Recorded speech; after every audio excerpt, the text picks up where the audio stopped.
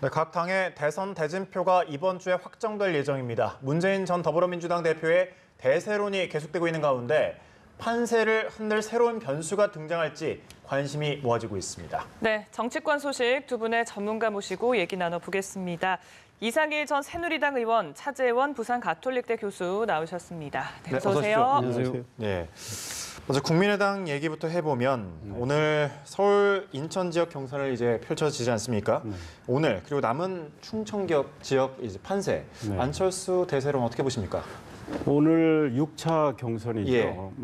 나름대로 흥행이 성공하고 있다고 하는 것 같습니다. 왜냐하면 오늘 정오에 10,000명가량이 벌써 와서 현장 투표를 했다고 하는데 서울 인천 지역의 당원이 29,000명 정도 되는데 그 당원보다 더 많은 국민들이 와서 투표할 걸로 예상이 된다고 합니다. 게다가 어제 경기 지역 경선에서도 당원보다 많은 숫자가 와서 투표를 했고 안철수 후보가 호남 경선에서부터 그 흥행에 성공하면서 계속 압승 행진을 하고 있기 때문에 오늘 또 상당한 득표율로 압승을 할 걸로 보입니다. 그리고 국민의당은 나름대로 전략은 잘 세운 것 같은데요. 왜냐하면 4월 3일 민주당에서 1차 경선 결과가 나오는데 그때 지금 문재인 후보가 45% 정도 득표를 하면 수도권 경선에서 결국은 1차에서 결선까지 가지 않고 승부를 끝낼 가능성이 크다는 거죠. 그러면 4월 3일 만약에 문재인 후보가 민주당의 후보로 확정되면 그 다음 날 국민의당 후보가 확정이 되는데요. 국민의당 경선은 어디서 이루어지냐면 대전 충남에서 이루어집니다. 그러니까 대전 충청 지역에서. 그러니까 통상 각 정당들이 전당대회를 할 때 후보 선출 전당대회를 할 때는 주로 서울에서 하는데 국민의당은 충청 지역을 잡은 거예요. 그거는 왜 그랬느냐? 반기문 전 유엔 사무총장이 불출마를 했고 4월 3일 날 문재인 후보가 민주당 후보로 확정이 된다면 안희정 충남지사가 탈락하는 셈이란 말이죠. 그러면 충청 대망로는 이제 일단은 허망하게 끝나는 상황이에요. 그 공백을 국민의당이 메우겠다는 거죠. 지금 그래서 안철수 후보가 국민의당 후보로 유력시 되고 있잖아요. 근데 이분이 지금 반기문 전 유엔 사무총장에 대해서도 구애하는 모습, 외교안보와 관련해서 본인이 집권하면 특사로 요청하겠다 이런 이야기도 하고 있고 그래서 충청 지역을 염두에 둔 전략을 짠 거를 보면 국민의당은 상당히 나름대로 전략은 상당히 잘 짰다 이런 생각이 듭니다. 결과는 좀 지켜봐야 되겠지만 그런 생각이 듭니다. 이런 일정에도 여러 가지 전략들이 숨어 있다고 생각하니까 좀 재밌긴 한데 어쨌든 이런 열기에 힘입어서 안 전 대표 지지율 상당히 많이 끌어올리고 있는 상황입니다. 과연 문 전 대표와 양자 대결까지 갈 것이냐 이 부분에 대해서도 여러 가지 얘기가 나오고 있거든요. 우선 어떻게 보십니까? 안철수 지금 후보 입장에서 본다고 하면 반드시 양강 구도로 가야죠. 본인이 이번 선거는 문재인과 안철수의 대결이라고 공공연하게 이야기를 해왔지 않습니까? 사실 지금 안철수 후보의 일종의 그 자강론이라는 전술 자체가 사실 좀 먹혀 들어가고 있는 것도 사실입니다. 지금 지지율이 상당히 급상승하고 있는 것이거든요. 지금 더불어민주당 이야기 아까 방금 하셨지만 안희정 후보가 만약에 더불어민주당 경선에 탈락할 경우에는 안희정 후보를 지지했던 중도표를 흡수할 수 있다. 그렇게 된다고 한다면 자신의 그 당에서 압승을 하고 그 중도표를 담아낸다고 한다면 아마 지지율이 상당히 2등으로 우뚝 솟게 되겠죠. 그리고 그렇게 되다 보면 자연스럽게 비문, 반문 연대의 단일 후보로 물망에 오르게 될 거 아닙니까? 그렇다고 하면 계속적으로 지금 치고 올라갈 수 있는 그런 여지는 분명히 남아 있습니다. 그러나 넘어야 될 벽도 상당히 많은 것이 사실입니다. 지금 당장 본인은 지금 그 연대, 그러니까 이 선거공학적, 정치공학적 연대보다는 자신의 이 지지율을 끌어올려서 자신의 그 지지율에 의해서 다른 보수 후보들을 여타 끌어들여서 자신이 그러니까 문재인 후보에 맞서는 대항마가 되겠다는 생각인데요. 과연 보수 진영에서 그러면 안철수 후보의 생각대로 순순히 응할 거냐는 문제인 거죠. 그것이 잘 안 될 경우에는 어떤 식으로든 협상과 그러니까 연대를 위한 협상 같은 것이 이루어질 수밖에 없는 거 아니겠습니까? 그러한 상황 자체에 대해서 과연 호남 민심이 어떻게 바라볼 것이냐는 것입니다. 그것이 과연 이런 식의 정권 교체가 우리가 바라던 것인가? 라는 생각이 상당히 커지게 된다고 한다면 아무리 양강 구도로 만든다고 하더라도 사실 호남의 그 기반 자체가 흔들리게 될 경우에는 이것이 어려워질 가능성도 있는 거죠. 그렇기 때문에 안철수 후보 입장에서는 이 집토끼도 단속도 하면서 외연 확장에 대한 두 가지 과제를 동시에 수행해내는 쉽지 않은 그런 이 지금 과제를 안고 있다고 봐야 되겠죠. 네. 만약 이제 두 후보가 본선에서 맞붙는다면 두 사람 모두 사실 호남에서 압승을 했기 때문에 과연 호남 표심은 누구에게 향할지 궁금하거든요. 어떻게? 예, 사실은 그 호남 표심의 향배가 이번 본선의 어떤 경쟁력을 좌우할 수 있다고 봅니다. 그런데 현재 여론조사에 따르면 얼마 전에 동아일보 여론조사가 있었죠.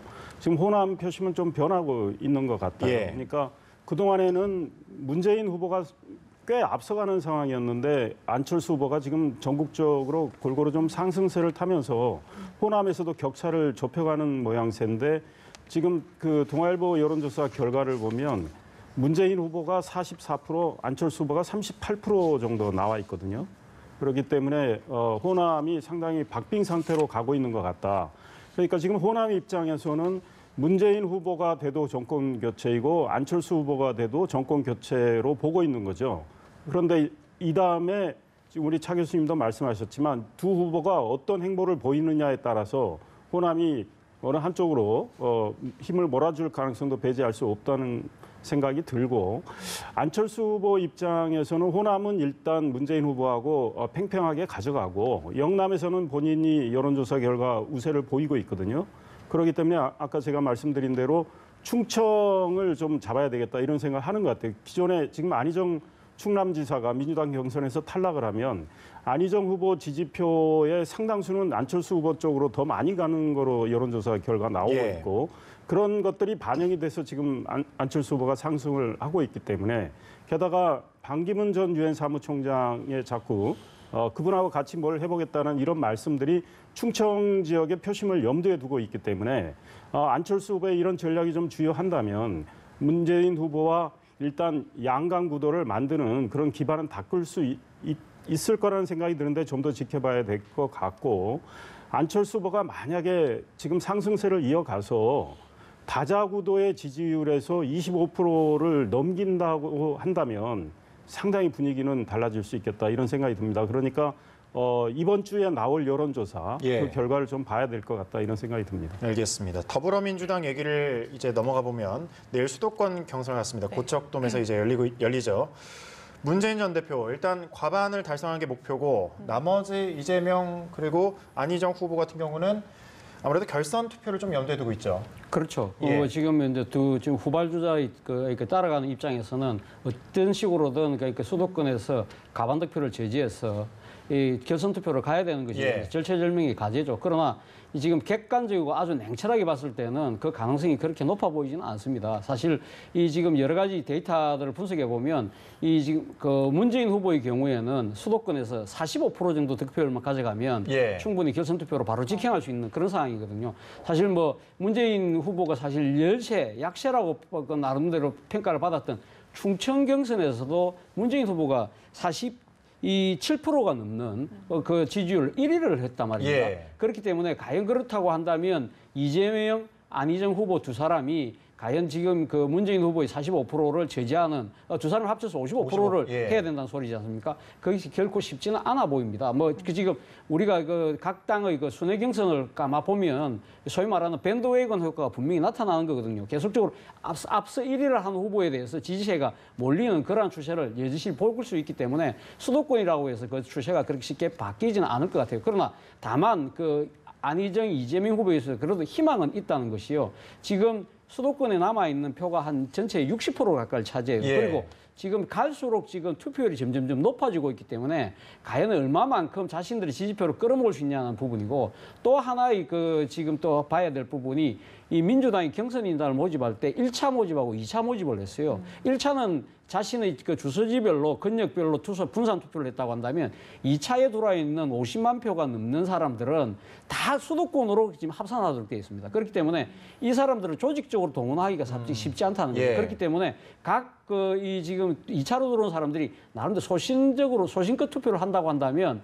이분들 중에서 안희정과 이재명 후보의 지지자들이 많이 투표 들어온다고 한다면 뭐 마지막 하나의 변수는 될 수 있겠다는 생각이지만 그마저도 제가 봤을 때는 좀 가능성이 낮지 일관이 않을까. 좀 필요해 보이는군요. 예. 네, 내일 좀 결과를 지켜봐야 될 것 같고, 그런데 어쨌든 전체 지지율을 봤을 때는 문재인 전 대표가 계속해서 대세론을 유지하고 있습니다만 그 수치상으로 봤을 때는 30%를 이렇게 크게 벗어나지 못하고 있어서 확장성이 부족한 거 아니냐라는 지적도 나오거든요. 이 그렇죠. 그러니까 지금 문재인 후보 입장에서는 4월 3일 날 경선이 끝나고 난 뒤에 놓은 이제 지지율을 아마 우리가 지켜봐야 될 것 같은데요. 보통의 경우에는 이렇게 당의 후보가 되고 하면 그다음 지지율은 상당히 올라가는 게 보통의 그 경우죠. 그러나 지금 문재인 후보 같은 경우는 앞서 말씀하신 대로 나름대로 그러니까 지금 박스권에 갇혀 있다는 이야기가 나오는 것이요. 사실 뭐 지난달 27일 날 호남에서 압승을 하지 않았습니까? 근데 그 직후에 놓은 여론조사에서 그렇게 상승세를 타지를 못했어요. 0.8% 정도 올라가는 수준에 그쳤다. 그런 측면에서 상당히 지금 문재인 후보의 확장성에 문제가 있다는 그러니까 지지가 비판이 나오는 또 다른 이유 중에 하나는 뭐냐면 지금 당내에 지금 들어와 있는 이번에 경선에 참여했던 중도 이 표들이 주로 안희정 후보를 지지했단 말입니다. 근데 이분들이 만약에 지금 문재인 후보로 결정이 되고 나면 다 빠져나가서 다른 쪽으로 옮길 것이다. 실질적으로 지금 조사에 의하면 안희정 지지자의 25%만 문재인 후보를 나중에 지지하게 될 것이고 그중에 35%는 안철수 후보 쪽으로 옮겨가는 걸로 나와 있기 때문에 이러한 부분들이 상당히 걸림돌이 될 수 있다는 거죠. 그러나 바로 이런 문제는 뭐 제가 이렇게 분석할 정도면 된다고 한다면 문재인 후보 측에서 당연히 알고 있을 거 아닙니까? 그럼 이걸 어떻게 극복해야 될까요? 일단은 아름다운 경선의 마무리를 갖고 와야 된다는 겁니다. 지금 당내에서 이 경선을 하면서 이 안희정 후보 측과의 문재인 후보 측과의 감정적 대립이 상당히 좀 심화되고 있는 상황이거든요. 이러한 부분들을 아름다운 경선으로 마무리를 하고 이 경선이 끝나고 난 뒤에 어떻게 상대에게 지금 탈락한 후보들을 껴안을 것인가 이러한 부분들을 아마 어떻게 잘하느냐 못하느냐에 따라서 앞으로 확장이 되느냐 안 되느냐 부분도 상당히 달려 있는 것이 아닌가 하는 생각이. 재밌는 거는 각 당의 경선이 쭉 이루어지고 있는데 바른정당에서도 유승민 후보가 4연승을 했습니다. 그다음에 문재인 후보도 계속 연승 행진을 하고 있고 자유한국당에서도 홍준표 후보가 뭐 연승을 해서 후보로 확정이 됐는데 이쪽에 민주당, 자유한국당, 바른정당의 후보들은 그 컨벤션 효과를 누리질 못하는 걸로 여론조사에 나오고 있고 오로지 안철수 후보만이 그거를 누려서 상승세를 타는 이런 상황이 됐단 말이죠. 이거에 대한 분석이 좀 더 필요하겠지만 어찌됐든 민주당의 경우는 문재인 대세론이 유지는 되고 있지만 경선 과정에서 워낙에 이 대립이 컸어요. 그러다 보니까 오히려 컨벤션 효과보다는 마이너스 효과가 나고 있는데 문제는 내일 문재인 후보가 만약에 1차에서 후보로 선출된 다음에 우리 차 교수님 말씀대로 어떤 모습으로 이 탈락자들을 대하느냐, 정말 포용력을 발휘할 수 있느냐, 그리고 안희정, 이재명 후보가 탈락한 상황에서 문재인 후보를 앞으로 적극 돕겠느냐 이런 문제가 있죠. 왜냐하면 당연히 두 분은 도와야 되는데 한 분은 충남지사로 복귀할 거고 한 분은 성남시장으로 복귀할 거기 때문에 이 두 분들이 대선 본선 국면에서 적극적으로 문재인 후보 이 선거운동을 하기 어려운 측면이 있어요. 그리고 그분들을 지지했던 사람들은 만약에 안철수 후보가 더 상승세를 탈 경우에 특히 안희정 캠프에 있던 현역 의원들이 민주당에서 이탈할 가능성도 있어 보여요. 그러니까 지켜봐야 되겠지만 문재인 후보의 포용력에 좀 달려 있는 거 아닌가 이런 생각이 듭니다. 자유한국당 홍준표 후보 그리고 바른정당 유승민 후보의 같은 경우에는 두 분께서 이제 합쳐봤자 지지율이 그렇게 높지 않잖아요. 단일화 가능성 어떻게 보십니까? 두 분이 후보로 선출이 됐는데도 정당 지지율이나 본인의 지지율이 좀 떨어지고 있는 이상한 상황인데 그러면서 기싸움은 계속 하고 있는데요. 오늘 또 이어지고 있고요. 사실은 후보가 되고 나면 내가 이 나라를 어떻게 개혁하겠다, 바꾸겠다, 나는 어떤 비전을 제시하겠다, 이거 국민들 앞에 내놔야 되는데 그거보다는 지금 상대를 흠집내기 하는 이런 쪽으로 치우치고 있어서 약간 싸움의 수준이 좀 제가 보기엔 저급한 쪽으로 가고 있는데 일단은 내가 중심이 돼서 흡수 통합하겠다 이런 맥락에서 기싸움을 하고 있는데 이것들이 이어지면 자꾸 감정의 골이 깊게 패이면서 사실 단일화도 쉽지 않아 보여요. 그런데 지금 단일화를 하기 위해서는 명분이 있어야 되는데 네. 그게 제가 보기엔 쉽지 않아요. 지금 바른정당은 탄핵에 찬성했던 분들이란 말이죠. 그 유승민 후보 오늘 또 이야기했지만 내가 주도했다 이렇게까지 이야기를 하고 있는데 홍준표 후보가 너는 작은 집이니까 그냥 이제 탄핵 사유는 다 해소가 됐으니 그냥 아무 말 없이 들어오라. 이게 말이 안 되는 거죠. 예. 유승민 후보 입장에서는 홍준표 후보는 고 성완종 회장의 그 정치자금 사건으로 아직 재판을 받고 있는 분이고 그래서 무자격자라고 공격을 하고 있고 홍준표 후보가 자유한국당에 있는 그리고 요즘 목소리를 많이 내고 있는 진박 정말 진실된 친박 예. 이분들을 어느 정도 정리를 해줘야 합당을 하더라도 또 연대를 하더라도 명분이 생기는데 지금 홍준표 후보는 지게작대기도 필요한 상황이라 해서 이미 인적 청산을 할 수 없다고 하기 때문에 네. 이 두 후보 간의 기싸움은 계속 벌어질 것 같은데 두 후보 간의 이 하나로 합칠 가능성은 좀 적어지는 이런 양상으로 앞으로 전개될 것 같아요. 예. 네, 보수 단일화에 대한 교수님의 생각까지 끝으로 듣겠습니다. 네.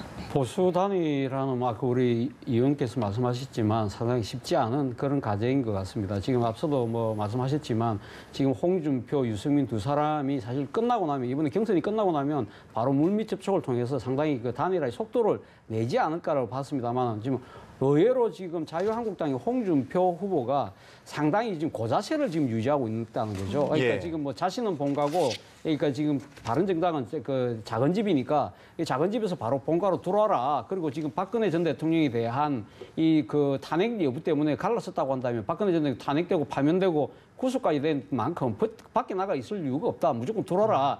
이런 식의 자기식 논리로 지금 이제 무조건 이렇게 일종의 뭐랄까 속편을 감아치려고 하는 그러한 지금 자세에 대해서 지금 바른정당 입장에서는 이 상황에서 버틸 수밖에 없는 거 아니겠습니까? 오히려 제가 봤을 때는 이 지금 그 홍준표 이 후보의 이런 고자세가 계속된다고 한다면 아마 바른정당 입장에서는 다른 선택을 하는 가능성도 있다. 지금 범보수 단일화가 아니라 중도 단일화를 먼저 추진할 수 있다. 그 중도 단일화는 뭐냐? 그것은 아마 국민의당과의 연대를 먼저 신경 쓰지, 먼저 하지 않을까는 이 조심스러운 전망도 할 수 있겠다 하겠습니다.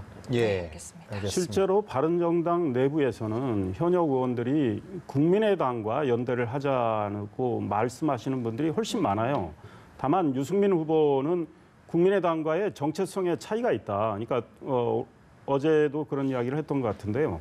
안철수 후보와 관련해서 경제 분야에 대해서는 생각을 공유할 점들이 꽤 있지만 외교 안보 분야에 대해서 아직 그 안철수 후보의 생각이 뭔지 잘 모르겠다. 그런데 안철수 후보는 사실은 조금 바뀌긴 바뀌었습니다. 과거에 작년에만 해도 사드와 관련해서는 국민투표에 붙이자고 해서 굉장히 강한 반대 입장을 내세웠다가 북한이 핵 개발을 고도화하고 있고 미사일 발사하면서 북한의 상황이 달라졌기 때문에 지금 사드는 필요하다는 입장으로 바뀌었어요. 다만 국민의당 당론이 사드 반대거든요.